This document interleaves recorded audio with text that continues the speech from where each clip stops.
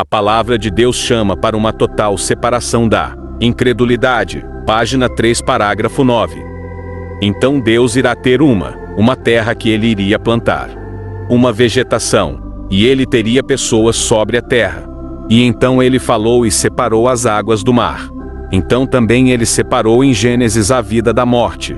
Agora, se cremos na palavra de Deus, ele é a palavra da vida para nós.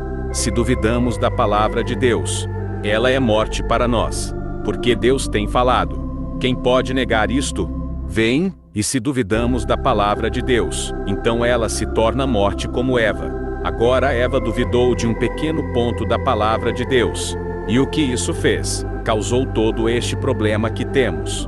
Se ela tivesse permanecido atrás da palavra, fortificada, atrás da palavra, o grande exército de Deus, e não desacreditando nisso, então isso nunca teria acontecido da maneira que aconteceu.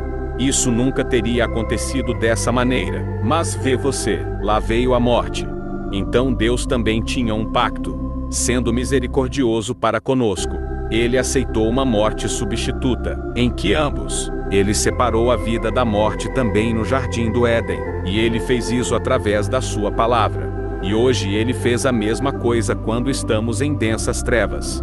Como eu falei no domingo, trevas sobre a terra, sobre o povo, e densas trevas no meio de tudo isso. Ele continua falando a sua palavra devido àqueles que desejam crer nela. E agora, nós encontramos que, se Jesus tem constantemente nos dito que há uma separação, e encontramos que a última coisa que está predito à raça humana antes do grande dia final, quando subimos para a presença de Deus, que haverá uma separação final. Ele separará as ovelhas dos bodes.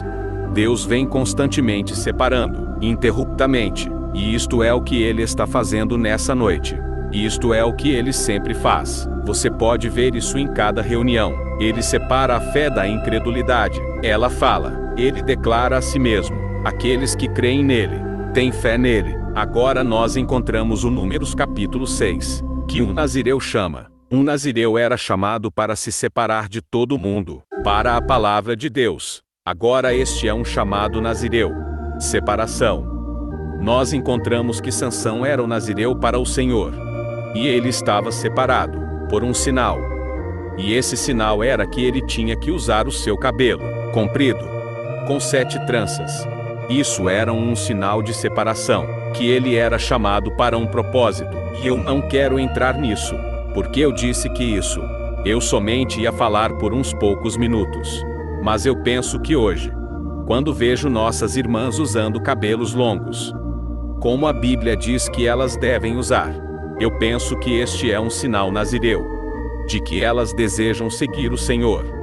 Eu sei que isto soa um tanto chato e eu quero isso para ir para casa. Vem, porque é isto. Parece que alguém está tentando a fazer algo que Deus lhe disse para fazer. Não importa qual seja o preço. O mundo tem que falar sobre isto ali. Ou quantos desprezo, ou risadas, ou críticas. Aquilo não incomoda uma pessoa que está totalmente separada das coisas do mundo para as coisas de Deus.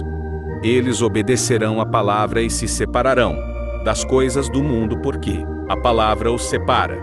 Eu sei que elas suportam críticas, mas se não fôssemos criticados, então haveria algo errado. O mundo sempre conhece os seus.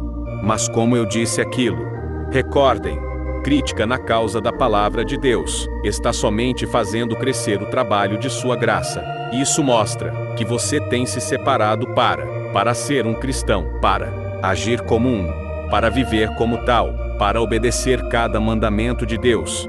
E é um voto nazireu para separar, um chamado de Deus que te separa das coisas do mundo. Eu creio nessa noite que cada homem e mulher, cada rapaz e moça, que é nascido do Espírito de Deus, é um nazireu para o Senhor, porque eles têm separado suas coisas a si mesmo, dos cuidados do mundo, ou seja que for que o mundo tiver para dizer. Você vive nessa cidade aqui onde há grandes escolas, e vemos nossa nação pedindo por um padrão mais alto de educação, o que está bem, não tenho nada a dizer sobre isso, mas aquela educação não pode te dar salvação. Um cientista pode partir um grão de trigo, ele dizer quantas químicas diferentes há nele. Mas ele não pode encontrar a vida que está ali. A educação pode te instruir, ou te ensinar matemática, e ela pode te ensinar histórias e outros. Mas ela não pode trazer vida para você. A sua educação não fará isso. Deus tem